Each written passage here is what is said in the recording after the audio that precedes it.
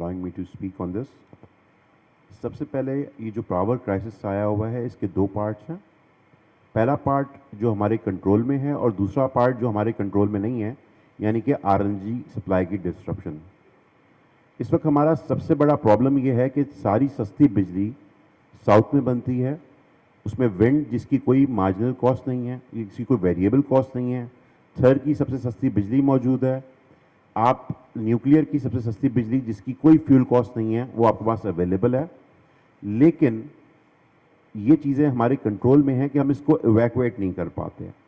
हम इसमें से 3000 मेगावाट से ज़्यादा इवैक्यूएट करके साउथ को ये बिजली पहुंचा नहीं सकते, जिसकी वजह से साउथ में जो कि आरएनजी प्लांट्स लगे हुए हैं जो कि इस वक्त बंद हो चुके हुए हैं आरएनजी डिस्ट्रप्शन की वजह से, वो चल नहीं पा रहे हैं, जिसकी वजह से वहाँ लोड शेडिंग का इशू आ रहा है.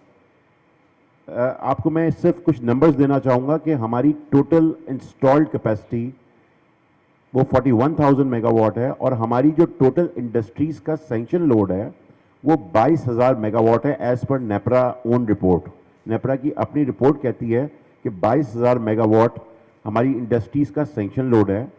जो सरप्राइजिंग बात यह है वो ये है कि इसमें सिर्फ 3,000 मेगावाट लोड इंडस्ट्रीज़ इस्तेमाल करती हैं, यानी इंडस्ट्रीज़ अपने लोड के 13% पे चलती हैं या बंद हो चुकी हुई हैं.